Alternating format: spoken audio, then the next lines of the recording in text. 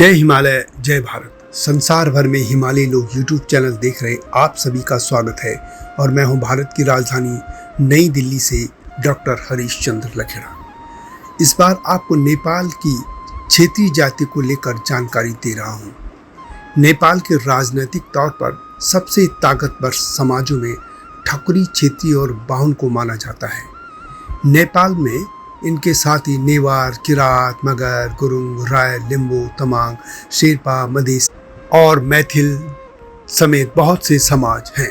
भारत के हिसाब से देखें तो नेपाल में ब्राह्मण को बाहुन, राजपूत को ठकुरी और क्षत्रिय को क्षेत्री कहते हैं। नेपाल में मुख्यतः गोरखा जिन लोगों को कहा जाता है उसमें क्षेत्री भी शामिल हैं। नेपाल का एकीकरण करने वाले नरेश पृथ्वीनारायण शाह की गोरखा सेना में जो 4 जातियों के लोग शामिल थे उनमें ठकुरी, क्षेत्री, मगर और गुरुंगी थे।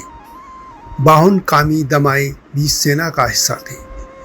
हिमालय में गोरखा राज्य को बढ़ाने वाली सेना के अधिकतर कमांडर क्षेत्री ही थे।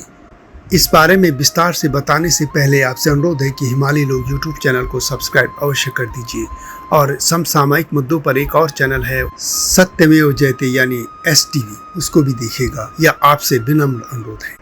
क्षेत्री समाज के बाद ठकुरी, बाहुन, कामी, दमाई आदि समाजों पर भी मैं बात करूंगा। इस बार क्षेत्री समाज पर ही बात करूंगा।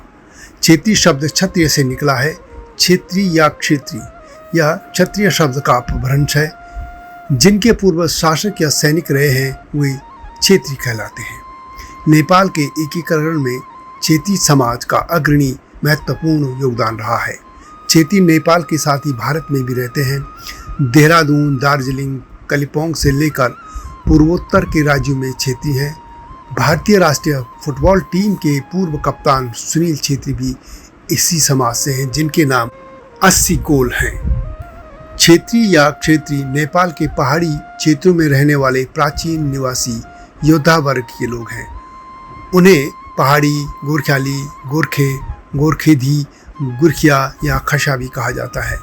ये नेपाल में हिंदू समाज और हिंदू वर्ण व्यवस्था के तहत क्षत्रिय वर्ग में आते हैं। नेपाल के खस राजवंश, सत्तड़ राजवंश, सिंजा राजवंश, थापा समूह, बसनेत, कुंवर और पांडे वंश, दरबारिया समूह और राणा वंश समेत ये सभी वंश खस क्षेत्री समाज से आते हैं। क्षेत्री अधिकतर नेपाल सरकार और नेपाली में कार्यरत रहे हैं। गोरखा के कुलीन लोग मुख्य रूप से क्षेत्री परिवारों से रहे हैं। नागरिक प्रशासन में भी इनकी मजबूत उपस्थिति रही है। सन 1768 से 1950 के बीच नेपाल के एक को छोड़कर बाकी सभी प्रधानमंत्री क्षेत्री थे। एक रंगनाथ पौड्याल थे जो ब्राह्मण थे। इसी तरह 1951 से 1997 के बीच नेपाल के 16 प्रधानमंत्रियों में से 5 क्षेत्री थे। यह कह सकते हैं कि हिमालय के जो खस नेपाल में रहते हैं उनको पिछली सदी तक खसी कहा जाता था। तब नेपाल के तत्कालीन प्रथम राणा प्रधानमंत्री जंग बहादुर कुंवर राणा ने ही खसों से अपने को खस के बजाय क्षेत्री कहलाने को कहा था। तभी से नेपाल के खस खुद को क्षेत्री लिखने लगे थे। जंग बहादुर कुंवर राणा नेपाल के पहले राणा प्रधानमंत्री थे तथा राणा वंश के संस्थापक भी थे। वे जंग बहादुर राणा के नाम से प्रसिद्ध हैं, हालांकि उनका वास्तविक नाम वीर नरसिंह कुंवर था। हिमालय में कश्मीर से लेकर हिमाचल प्रदेश, उत्तराखंड, नेपाल, सिक्किम तथा पूर्वोत्तर के राज्यों में खस रहते हैं। क्षेत्री लोग इसी समाज से हैं। क्षेत्री बहादुर, निर्भीक, निडर, कर्मठ, ईमानदार, वफादार और मिलनसार होते हैं। वे नेपाल की सेना के साथ ही भारत और यूनाइटेड किंगडम की सेना का भी हिस्सा बनते हैं। नेपाल के एकीकरण अभियान या ये कह सकते हैं कि नेपाल को एक राष्ट्र के रूप में सामने रखने का जो योगदान रहा है उसमें क्षेत्री समाज का बहुत बड़ा योगदान रहा है। गोरखा नरेश पृथ्वीनारायण शाह ने नेपाल का एकीकरण अभियान शुरू किया था। शाह का यह अभियान राज्य नुवाकोट से शुरू हुआ था। उनके वंशजों ने की सीमाओं को पश्चिम में सतलुज और पूर्व में तीस्ता तक पहुंचा दिया था। इसी अभियान के प्रमुख कमांडर व शाह वंश के प्रधानमंत्री अधिकतर क्षेत्रीय थे। इनमें भीमसेन थापा, अमर सिंह थापा, बलभद्र कुंवर, भक्ति थापा, कालू पांडे, अभियान सिंह बसनेत, जंग बहादुर राणा आदि प्रमुख हैं। नेपाल में जिन लोगों को पहाड़ी कहा जाता है उनमें क्षेत्रीय भी शामिल हैं। नेपाल के संदर्भ में क्षेत्रीय का मतलब खस क्षेत्रीय है। नेपाल में आज खस आर्य जाति के वंशज खुद को बाहुन, क्षेत्री, ठकुरी, दशनामी, गेने, बादी, सरके, कामी और दमाई कहते हैं। वैसे नेपाल में खस समाज के क्षत्रिय राजपूतों को ठकुरी और क्षत्रिय को क्षेत्रीय कहा जाता है। राजपूत यानी राज करने वाले शाह राजवंश के लोग। नेपाल के नेवार समुदाय के क्षत्रियों को ठाकुर और क्षत्रिय कहा जाता है या क्षत्रिय कहा जाता है। मैथिल व मधेसी समाज के क्षत्रियों को राजपूत कहा जाता है।